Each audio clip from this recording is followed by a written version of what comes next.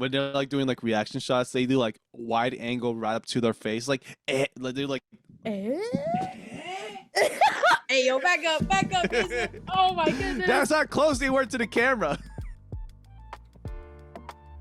Hello, everyone. My name is Jason Ramirez, and welcome to another episode of the Hit List Podcast, a podcast where me and a guest cross off films from our watch list and discuss them. Today, I'm joined by fellow USG alum and podcaster from the Pause, Sip, and Ponder podcast, Marierose. Welcome, Marierose. Thank you so much for being here. Oh my God. Hi, guys. Thanks so much for having me. This is my first ever like solo podcast appearance. So I appreciate, I Solo, appreciate okay. Jason like reaching out to me to doing this stuff. Woohoo! It was all planned on my part. It's called Divide and Conquer. I don't know. That kind of sounded creepy, but It's okay. It's okay. No worries. All right. So before we get started, I have a icebreaker question for you. If you could travel anywhere in the world, where would you go? It's so basic. Like, of course, I want to go to like South Korea. Mhm. That's like the basic question because I don't know where else to go. Do you want ideas on where to go? Maybe like I've had like hints of like, oh, maybe I should go to Europe or like Sweden or something, but that's like a reach because it feels like it might be too much to do. I don't know. I Do you I think have? it's like from geographically where we are at, it's cheaper to go to Europe than it is to go to Asia. Oh, you're right. Oh, I didn't even Yeah. think of that. Yeah, Shoot. I thought about this plenty of times. Like I've always like no matter how I try to graph out my a trip to Japan, it's always going to be expensive. Just the ticket itself, you Oh know? my gosh, yeah. But like if I go to like Portugal, it's cheap as hell. It's just across the Atlantic for me, you know? That's so true. Oh, I didn't think about that. I guess, I mean, if there's an opportunity, maybe go to like France or like somewhere in that Europe area. I don't know. It might be intimidating because I literally don't know any language in the Europe area You or don't know like Spanish, Espanol. I took French in high You took school. France. Je parle français. Oh. A little. Oh, that's cringe. Oh no. I barely. No. Oh my god. Oh my god. Oh my god. Oh my god. No. See, I've heard of no Sabo kids, right? Yeah. At least those are kids who are like born in the United States with Latino heritage, but they didn't really grow up speaking Spanish. So they instead of saying no sé, they say no sabo. They like J parlay. They say J parlay. Like, what is that a name? I said I speak French. Oh my gosh. But then like I also took Korean, but Korean is so much easier than French because it's just like sounds. So Aren't all languages sounds that come it's out of true. our Well, mouths? like, because Korean is one of the easiest languages to learn, or because like the alphabet's really small, and it's Ah, more of like just combining the characters because there's just so little of it. So I was like, mm. oh, this is like in my things that I like to do, so I might So, as well learn it. so you're saying if I learn Korean today, within a couple months, I could be in some Korean movies, speaking it fluently. Maybe if you work hard and you go to random Korean restaurants and bother the aunties there, and then sure, why not? Why the aunties specifically? Do they have connections to the film industry? I don't know. I only say that because like the aunties are like emos. They're like really when you like tell them you want to learn Korean or speak Korean, they're very like open about it. Like, oh my gosh, oh you know Korean, let me tell you this, this, and this. So yeah, I guess Korean people in general, but a lot of the old people are like so surprised when you tell them like, oh, I want to learn Korean or like I want to speak it. So they're Hmm. very like open arms about their language. And I guess I say this specifically because I've seen clips of like white people in Korean movies and they're bad at acting. Ah, Like they're speaking oh English, no. right? So like they're speaking their native language of English, but just the acting they say, just the delivery of their lines, like who me? I'm like, bro, shut up, get out of there, go back to your No, country, oh my go back to your. God. what if they're like American speaking, but they're not from like America? They could be from like Europe or Germany or like No, Sweden or are they like no, legit they're from the like legit US? Americans. I mean, Get out of there. they could Everybody be get from out. England, but even if you're from England and you act in Korean movies, it means you could never make it into English plays. And they're big about their plays, right? Oh, Like true. and like their limited series TV shows, except for Doctor Who. So like, if you couldn't do it there, or like, Wow, they said second option. Let's go to the Koreans. Oh my yeah. God. Why am I just like just people just catching strays for me today? I don't know what it is about me today. What? I don't know what it is. Dude. People are gonna take all this out of context. Oh my God. Please don't take this out of context. They're gonna be like, no, wait, she said this? Or wait, Jason said, "Go back Jason to your said this? country." Oh, clip it, I know. clip it, clip it. If they clip that, I'll be like, okay, y'all are haters. Okay, y'all are haters. You did that to me specifically. Specifically, I know who you are. Oh man. Jason's All about to right, track everybody down. I will. I'm Anyway, here for it. so today we're gonna talk about a movie called Cutie Honey. Cutie Honey is a 2004 Japanese tokusatsu superhero film directed and co-written by Hideaki Anno. It is an adaptation of the 1970s manga and anime series Cutie Honey. The film loosely retells the classic story of Cutie Honey's battle to defend humanity and avenge her father against Panther Claw. This film was on Jason's list. Jason, why was this on your list? So it's a very detailed story.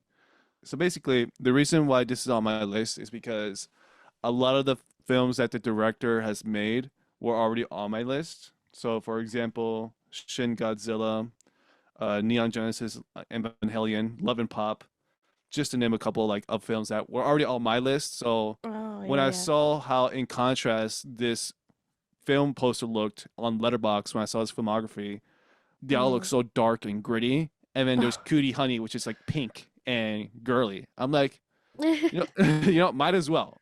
And I also remember my mom saying she used to watch Cutie Honey when she was younger.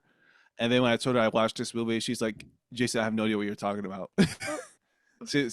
I guess she completely forgot that she watched Cutie Honey, but it's fine. Like anime is not her blood, not like me, not like me, It's in there. It's in there. directly in there. You said it on me. All right, so yeah, that's kind of why I was on my list. But um, when we were choosing a movie to watch, you asked to see my list, and you chose that one out of all the whole list that I gave you. Why did you Mhm. choose that one? Probably the like the picture or the poster of it. I wanted to find something different that I haven't been like no, I haven't known about it. So I wanted to find something that was just like super, super different. But it was definitely the poster of like the color of pink that caught my eye. And it Hmm. kind of reminded me of Sailor Moon in a way.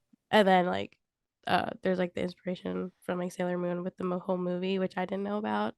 So it it def I don't know. The way that the movie came out, I was like, oh, this is so different from what I was thinking. Okay. Which I love. So I love different. I love unique. So Yeah, so you mentioned like the word tokusatsu in like the description of this movie. So just for those who aren't aware, it's a Japanese term for live action movies or TV shows that make heavy use of practical special effects. So in camera explosions and whatnot, like fight choreography that's actually happening right there on screen. So it mainly refers to like science fiction, fantasy, and horror media that features a lot of that technology, but it's also occasionally dubbed as a genre at itself. But with this movie, I think they knew exactly what it was and they made heavy use of it. So can you tell me, Mary Rose, your initial impressions of Cutie Honey? I think it definitely felt very homemade because of all of the effects that it had. Because obviously you could tell like it's like made by somebody and it's not like some CGI stuff, which was really like it's practical, but it fits within the movie because it's so like animated and not as serious in the movie, so it makes sense in a way. But I like the feeling of it when watching it because it was more of it kind of reminded me of like Power Rangers in a sense. Exactly, like people in costumes, miniatures, yeah, like models, cities, and stuff like that. Yeah. So I always have to mention this is also the first time where I watched the movie with my guests. Do you want me to tell them, Mary Rose, Yeah, I why? feel so wait, yeah. No, wait. I want to tell them. I want to tell them. You want to tell them? Okay, then I'll Yeah. tell my side of the story. Okay, so it was like the day of the our recording session, our first one. I was like, oh my God, I'm so excited. Like I get to be with Jason, like talking about movies and stuff. And it made me think like, huh, how is this gonna go? I didn't even watch it yet. And then once Jason got his whole stuff together, and then he was talking about like my input of it, I froze and I was like, oh no. I didn't watch the movie. I didn't know we're supposed to watch it beforehand. And I just felt so bad. And then Jason was like, it's okay. I'm annoyed though, but it's okay. We're gonna watch it together. And I was like, okay. So like I made sure this time to like put my thoughts down and like do my part of like the whole podcast. This is a really fun podcast.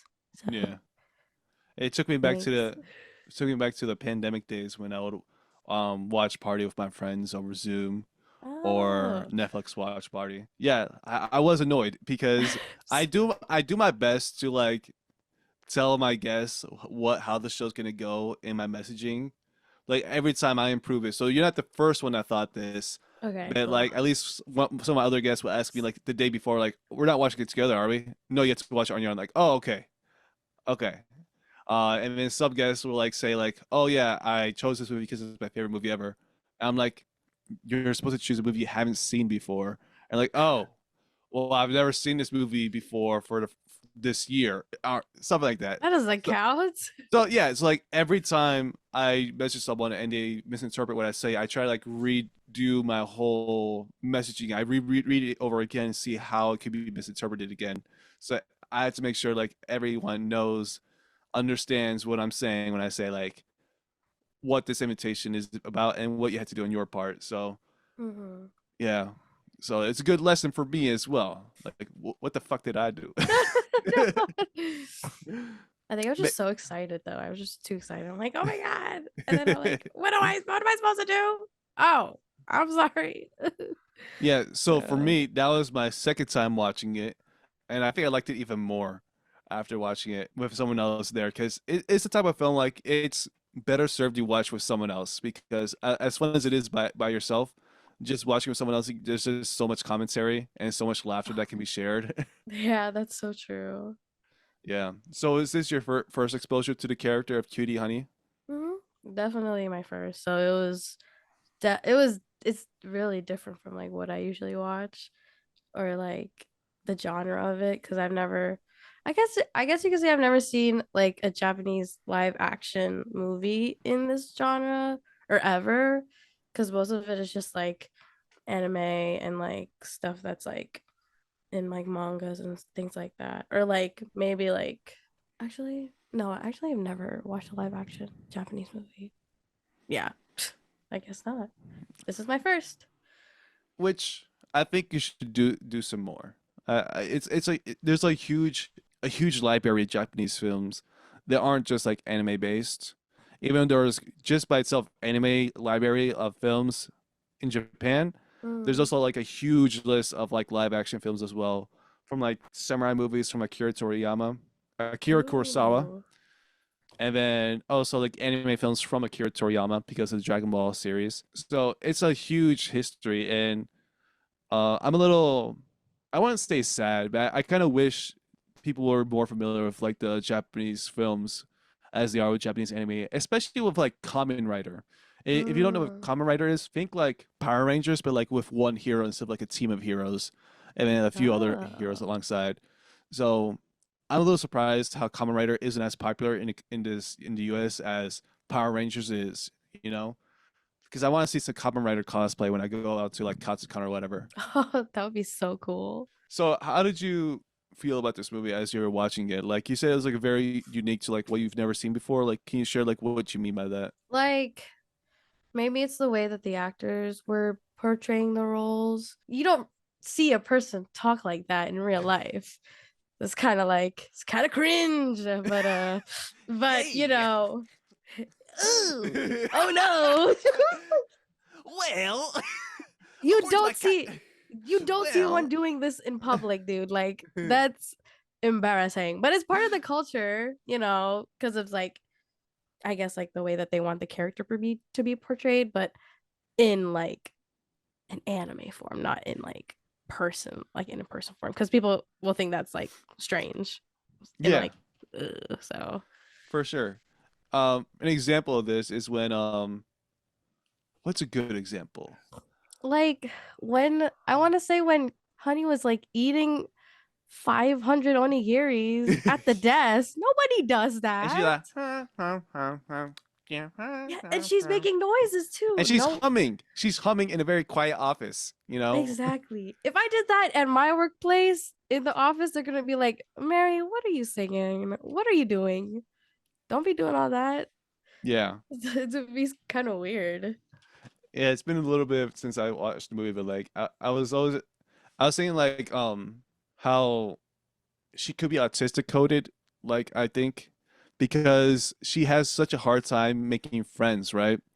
And Oh, she has like different social cues from other people. Like she's very much her own person. But that's and she true. and you see her kind of like looking at the other coworkers as they're like gossiping, whatever, and she's like a little jealous, but she doesn't realize that they know that she's staring at them. You know? Oh, no, that's true. So she'll like her not understand social cues and stuff like that. That's why I think like she's a little autistic coded. Um, the same for her cop friend, who the cop who eventually becomes her friend. Yeah. She's such a huge recluse. Like she doesn't like talking to anyone. She has very specific dietary needs, I guess, because she only here's the thing, Yeah. like I mentioned, like she says she only drinks Jamaican coffee. But it's And like I was like, expensive that is Jamaican shit is coffee. expensive as hell. What do you mean you only drink Jamaican coffee? You got Jamaican coffee money? That is She got on a that's a cop's lot. salary. On a cop's salary. She said, "Where my plug at?" Oh my god, if it's that expensive. Yeah. So that's what I mean by that. But the thing that I found the funniest part was when she disguised as a man to visit her Oh workplace, my god, and that's so then true. like the cleaning lady who was her friend, she was like, "Excuse me, can I help you?" And she's like, "No!" and runs away. Cause she's a guy. Oh my god. Oh, like this movie, like if you watch it for the first time, and I think like I kind of sold you on it within the first 10 minutes because when it opens, it opens with Oh, her. She's in a bathtub, right? She's in yup. a bubble bath bathtub, and then she has to go to the rescue to rescue her. I think it was her uncle. I think yeah, Yeah. it was her uncle. And then like she tries to transform, honey, flash, but it doesn't work. So she runs out the door naked. And then she's like eating like onigiri on the way so that she has enough energy to transform. And then she's able to transform, and then she goes rescue the day. But I think like for the first couple of minutes, I was like, "You're confused. Like, what is Jason showing me right now?" But I'm like, "No, Yeah. I wasn't sure if I should tell you ahead of time." But I was like, Mhm. you know what? I'm gonna give her some context so she doesn't just leave the Zoom session all confused. I was there. Don't worry. We were there. Because honestly, it was probably the way that the movie started. Because American movies are like the intros are slow. They're like doing the credits and stuff like that, getting to know the character. But the Cutie Honey is like, we don't have time for that. We got to get into what she's doing right this instant in the bathtub. We don't need the slow introduction. So that like it threw me off. I was like, oh, okay, okay, honey, she's on it. Oh my god. Yeah, So that's definitely different from like American films than Japanese ones. I feel like American films are much more prudish when it comes to showing that type of stuff anyway. So even though they didn't show a lot in this movie, Yeah. This movie probably got like at least a PG-13 rating or more. But even then, it's like it's hard to figure out who this movie is marketed towards. So I think we mentioned that as well, because Yeah. it looks all cutesy, but it's kind of violent in the same way. Because she killed that one lady by like heating her to death Oh yeah. in Oh the elevator, yeah. and then she cried because she killed someone. I'm like, bro, I can show that to my nephew. What is this? yeah. So it's kind of it's kind of weird, but It it's also is very weird. funny because like when they're like doing like reaction shots, they do like wide angle right up to their face, like they're like. Eh? Hey yo, back up, Jason. Oh my goodness. That's how close they were to the camera. Dude, that was hella close. Oh my It god. was so funny. But like, and they, I've gotten like pretty well versed in the camera, like how which lenses are used with in films now. I'm like, yo, they Mhm. deliberately use a wide angle lens to make it look like it's bigger than normal. Kind of like how you do the photos with your friends, like you do the wide angle and you say, look up. Oh, the point five. That's Yeah. my version of the Japanese shots then. I was impressed with the choreography in this film. It was pretty good. Like the fight Oh, the fighting choreography. scenes. Mm-hmm. Oh. Like especially because like part of what makes a really good choreography scene is like not just like the people moving in the images, like, like the stunt performers and stuff, but also like the camera Hmm. movement as well. That's what really sold me on this one. Because there's this one scene where she's like surrounded by these goons, and the camera's just like moving like from right to left, and each Hmm. time like it gets like closer and closer to her, I'm like, oh, okay, I see. The stakes are high. They're surrounding her, Oh no, that's so and then true. she still beats them. And that's just like the first 10 minutes. And just with those first 10 minutes, I was completely sold on this movie because it knew how ridiculous it is and it was willing to go there. Yeah, it was definitely the way they delivered the fighting scene. So it's not one angled type of like fighting. It's good that there's different angles so people can understand what kind of situation that Honey was in, as you like explained how like, oh, there's like they're everywhere. What is Cutie Honey going to do? She's gonna defeat all of them. And then doing all the action stuff with the cameras. Yeah. Quick question. Yes. How do you think this movie would be received by people who are unfamiliar with the character or its source material? I think maybe in a sense as like an American would be seeing this, I feel like they would be more focused on like the strange, like not strange, but like the outbursts of like mild, like sexual stuff that's in there. Yeah. Definitely, they would probably be more focused to criticizing that innuendo stuff than thinking about like um the actual plot of the story for Cutie Honey, because Mm-hmm. that seems to be it's definitely something that not a lot of people see in films. So it's more of like, oh my God, why is she doing that? Like, Why is she naked? oh my Like, God. listen, I'm confused too, but just go with it. Exactly. Just watch for the plots. You don't have to watch Literally. for anything else. Yeah. So that's probably one thing that people who never seen it would probably think about. Because that kind of threw me off too. I was like, oh, what movie did I just pick? But she's cool. I can relate to the onigiris and the fighting. Okay. Oh, she said the fighting. Oh Oh. no, I don't. Oh wait, no, not the fighting. Sorry, that I can relate to like the onigiris and the feelings and friendship. Okay. Hey, yo, The power of friendship. our feelings. So Yeah, yeah, because I remember I mentioned this movie to our friends, and like when I mentioned like the concept of her characters, like when she transforms like Sailor Moon, she loses her clothes in the process, and they're like, oh, but she gets the clothes yeah. back on. And they're like still like on Mhm. the bit part, like she's naked for like a little bit. I'm like, okay, you didn't let me finish. Okay, you didn't let me finish what I was saying. Okay, Exactly. and I'm glad you were there to back me up. It's still a good movie. But like, I don't think they're gonna watch it just based off that fact. But like this movie barely showed nudity. Okay, it's I know. implied. Yeah, It's implied.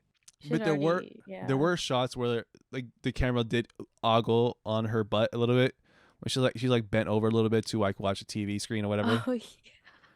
I was like, okay, Oh my gosh, this I was forgot. definitely fan service right here. No, I'm not 100%. mad, but I can see what it is. We can all see what it is. Exactly. Thank you. Thanks, Cutie Honey. I don't have to imagine it up here. I can just see it in front of me. Oh my god, Ew. What are we talking about? I don't know, man. You brought this over. So do you think this movie might have the potential to attract a broader audience beyond the manga or anime, if given a Mm, chance? I think so. Well, maybe maybe yeah, cuz cuz the plot or not the plot, like the theme that Cutie Honey has about like saying how feelings, like how you feel is more important than like how you approach yourself, kind of in a sense, Mm-hmm. would probably reach more people if they want to go in more depth about Cutie Honey, forgetting like forgetting about like how she looks and like what she's doing in front of the camera. They'll try to find like a stronger meaning through it with like feelings and friendship and being yourself and being weird or something. Mm-hmm. So there's a lot of people who like to go into depth into that. So or like film, I guess it's film theory. I Yeah. don't know. Yeah. So yeah. So I want to ask you, who was your favorite character in this film? I don't know. I mean, I like the cop girl. I think because I kind of relate to how she was, because she was like, I don't want new friends. I want to be by myself. But then, like, she finally opens up to Cutie Honey and she's like, okay, that's not bad. Like, opening up to herself. And I'm like, oh, okay, I can see that in me. Like, I had friend struggles before. I'm like, I don't want this person to be in my life. And look, they're in my life forever now. And it's like, I don't regret it type thing. And I'm sure the cop lady doesn't regret like having her first interaction with Cutie Honey because she's like she helped her become more with herself, like growing as a person than just sticking to one thing or something like that. Because like her plans, in a way, do you remember that scene with her plants that were dead in Her her pl- or, room? or are you talking about her house Oh plants? yeah, her Yeah. house plants, they were dead, but then when Cutie Honey came there, they like blossomed. I was like, you better keep this girl in your life because look what she just did to your plants. That's a good Mm-hmm. sign of like Yeah. growth. So Yeah. yeah. I guess like sometimes even like the two sides of the same coin of these two characters. Like, oh, I'm very optimistic and perky, but also like very pessimistic and like secluded. You know, Mhm. so I probably spent most of my life as a secluded version of myself than as the extroverted version of myself. So I'm not sure which version you've met, but but yeah, it's like they need each other basically. If that Mhm. makes sense. Like Yeah. Cutie Honey needs like the more down to earth person, and the cop needed someone who is like could show like the bright side of life, Yeah. literally bringing life back to their plants. They literally. I love that. I like that metaphor. I was like, oh, like it shows even though she's like the opposite of her, it's good. It's like opposites attract. So, Yeah, and I'm gonna be honest, I think it was also lesbian coded as well, hey yo, because who like said it? Not me. there were some scenes I was like, are they about to kiss? Like there was that, remember that bathroom stall scene? Oh, and the girl. Oh The yeah. cop girl is like really close to Cutie Honey, and she has like the gun to her face. But I'm like, you guys are like kind of close right now. Like, are you getting a kiss? This But they is fan didn't. service. Fan service. Yeah. Yeah. And I think you said, "Oh, there's only one bed. Oh no." You're right. That's how they want you to think. Oh Eh, my goodness. This is fan service. yeah. Oh yeah. Something I've noticed is that this Mhm. movie is technically a musical. Oh, Yeah, wait, really? because from what I've heard, in order for a movie to be considered a musical, there has to be at least 3 songs performed by someone in the cast. 3? 3, right? That's so So low. Yeah, it's what's needed. So there's the one where they introduce like the bad person, right? The one who's like Yeah. sings in English for some reason and is never seen Oh, again. yeah. You're right. And then I there's forgot. the one where it's like a video montage, music video of Cutie Honey just sad walking throughout the city, just for the vibes, I guess. Oh, the music video. I feel like there was a third one, but I don't remember the third one. I don't But remember it either. I have to like go for the whole movie again. It might be it might be another villain scene, It is. It is. It's when she's about to right? fight that one dude on the tower, and he just gets a microphone from his Yeah, cane and just starts singing. And it's like yeah, he starts night, singing. like the black and Man, white face. Yeah, that's what that's the one I forgot. So this movie is technically a musical as well. it's a terrible musical. Another character I also wanted to like talk about is the journalist who's low key, not low key, but high key a stalker. Oh, Cause oh, yeah, yeah, because before we even see his shrine of Cutie Honey, he takes a picture of her in her underwear when she's like after she's done fighting like the elevator yeah. villain, Oh, yeah. who by the way is like the most creepy but also, I mean, hear me out kind of version of. I'm hearing you out. Go ahead. I mean, you know what I mean when I say hear me out. You know what I mean. Okay, guys, but listen, hear me out. Hear about, hear about. Go ahead. um, After she kills that villain, the journalist like he's like trying to help her, but he's like, oh okay, then we just walks away. Oh my God. and, He and then gotta, yeah, he and then gotta like get what it. once she finds like his whole like picture wall, like the one behind you, by the way. For those of you who are listening to the audio version, Marierose has a huge wall of Polaroid pictures, Oh, like from like the ceiling to the floor, covered like at least like 6 feet by 6 feet wide. Yeah, yeah. kind of like that, with all of Cutie Honey pictures. Yeah, they're all different types of media that Stalker had, not just Polaroids. There's like all digital, different sized, Mm-hmm. just with the Different days, tape, different with the outfits. days. Yeah, different angles. But I mean, the Stalker, I don't want to call him a stalker though. He's like, I mean, that's like an everyday journalist though. Is that an everyday journalist? They have it pinned to the wall, just one person.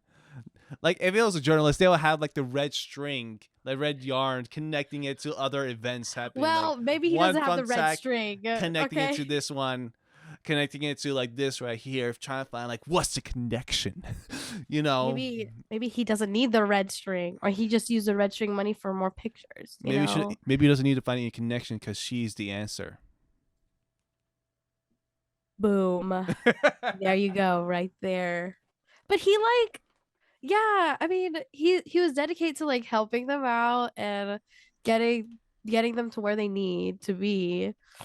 And I guess I don't maybe just the obsession kind of went a little too far, but he did help in a sense Mm-hmm. with his obsession. So thanks. Thanks. Thanks, I guess. Yeah. He's a good asset of the I guess he's part of the team. Yeah. I don't Towards the know. end. Yeah. But yeah. Anything else you wanted to discuss? I was trying to like think about it like more metaphorically, like, oh, women can do anything. Or like, yeah, they could be anything they want to be, no matter like what it is. Cause she was, I guess, cause the whole like the cop kind of being like, she was trying to do a case, but the guy was like, no, I don't want to do the case. I don't want you to do the case or something like that Mm-hmm. because you're a woman or the guys could do it. Same thing with like Cutie Honey, like even though she's a girl, she kind of beat everybody else in Mm-hmm. in the movie. Even though she's like the main character, but it's kind of like sending that kind of message like, oh, she's a woman. I can do what she can do. Mm-hmm. Women can do anything. Um or Anything. like yeah, anything. Even they could be the stalker journalist. It doesn't even have to be a guy. It could have been a woman. A woman can do anything. See? But yeah, I was just trying to see it in like a more not positive, but like another metaphorical kind of like thing for women. I maybe like back in the day, since women were being on the sexual innuendo side of it, maybe it kind of like gave that kind of sense of power to women. I don't know. What do you think? I feel like I'm just ah. Yeah, so for me, I'm the type of guy where like, I think like some of the stuff that the author will put in is a little bit what the author is into. Yeah. And so like with Go Nagai, who created Cutie Honey, who even made an appearance in here, like a Stanley type of appearance as like a random extra, where Cutie Honey, her butt lands on his windshield. And he's like, oh, and he Oh smiles and he yeah. says, oh. Oh. I think he's kind of into that stuff, but also like he's kind of like into the story of it as well, like just like the action of it as of it all. But I haven't watched enough of his material to like make a justification for this, so it's just me spitballing stuff right now. As far as like the women empowerment thing, I think he gave a lot of power to like the villains. Like literally, they were a lot more powerful than like what she was able to face. You know, there weren't as many men characters here. That's Like they were true. there, but like they weren't as many I as mean, it you'd was just expect. Cutie Honey and then the cop lady. Yeah, and Yeah. also like the coworker who became like a monster. It turns out she was fine in the end, which it's a very crazy end credit scene too, because like you find out, oh, she was alive. She was just tied up the whole time. Sorry, I got it. Dang it, she's alive. Oh. I'm gonna go into a little bit of background into Cutie Honey, like the original source material. So it's a Japanese shonen manga series that was written and illustrated by Go Nagi, who's known for other works such as Devilman and Messenger Z. And he's also credited with creating like the first super robot genre where the robot is controlled in the like in the cockpit of the robot. Oh, okay, yeah. So he's like, hey, he's credited with being the first person to do that. So Honey is a android girl who transforms into like a red haired or pink haired heroine known as Cutie Honey to fight against villains. And one of the trademarks of the character is she has a transformation where she has the temporary loss of all her clothing in the brief interim from changing from one form to the other. So if you can imagine like the Sailor Moon transformation where Sailor Moon is like transforming from like the schoolgirl uniform into the Sailor Moon uniform, kind of like that. But like in a brief interim, she actually loses her clothes. So that's the one trademark. And I knew about this going into this movie, but I was like, oh, might as well like, get into it, see what else it's all about. And so he wrote the idea to create Hero's 7 transformations because it was pitched by a producer from Toei. And the inspiration for the character came from classic shows that featured protagonists who took other 7 different forms, such as Banai Tarao Mysteries and Warrior of Love Rainbow Man. And his decision to make the protagonist a female android came from female characters from his previous works, like Harinachi Gakuen and Abashiri family, and the character Maria from Metropolis, which is an old silent movie. Oh wow. And so the director of this movie is Hideaki Anno. And his most celebrated creation, like the one he's mostly known for, is Evangelion, like that franchise, like the anime series. Oh yeah. So he's had a significant influence on like anime. And I think his experience as an animator is what helped him contribute to this film, because there's a lot of like anime happening in Cutie Honey, the live action movie, that I think his experience in working anime like influenced it, such as like when she's like flying, she has to do all these crazy poses and stuff like that. Oh yeah. And Those are like funny. and like some of the scenes were like they're just literally cutaway scenes, like no one would notice, but I noticed, where like when the henchmen are like climbing up the stairs, it's just like a still shot, but like they're all like running up the stairs, but like in unison. So like stuff like that. That's what I think had an influence. And since this is a tokusatsu film, so they had like a lot of practical effects. So they made use of a bunch of different stuff. So they made use of practical locations. So they shot on location, fight choreography, explosives, model buildings, miniatures, and on-set design. And computer graphics were used for this movie, but mostly for the battles. And they used green screen as well. And so For the scene early in the film where Cutie Honey escapes prosecution, they made use of lights, mirrors, and air pressure guns to show like a wind effect for the reaction shot on Natsuko Aki. So like there's the scene where like Natsuko Aki, her hair is blown and then like Cutie Honey disappear. That's like an actual shot. Like they actually shot the reaction based on like the air pressure gun on her. Oh, that's funny. And like I said before, like they made use of like a lot of camera tricks, like on camera tricks, such as like the wide shots on extreme close-ups, for to show like reaction shots. And they handheld the camera for like a lot of different scenes. They had cameras on dollies and even had cameras on cranes. I thought Oh, that was really wow. cool. There was a lot that went into production in this movie that I was so kind of surprised about. So like when you say it was you thought it was like homemade, I'm like, bro, a What lot went into kind this. of A lot went into this. true? That crane is crazy. That's like before the drone. Literally. And also for like the animate style movements and poses, what they kind of did was like they posed her for individual frames in front of a green screen and try to overlay it with like a pose. So I'm going to try to show it to you real quick. Oh, yay. So right here, Oh, cool. so I'm showing this on video right now. So on the left, you see her posing and you see people Yeah. directing her pose. And on the right, you see her posing. And on the left, you see like a TV screen Oh, that's cool. of That's her trying to trace that pose, the hand drawn pose on it. So ooh. there's like a hand drawn pose as well, and she wants to like copy the exact same one, and the opacity on it is like so slight, so she can see both the hand drawn pose and herself, so she can do the exact same pose. That's And, cool.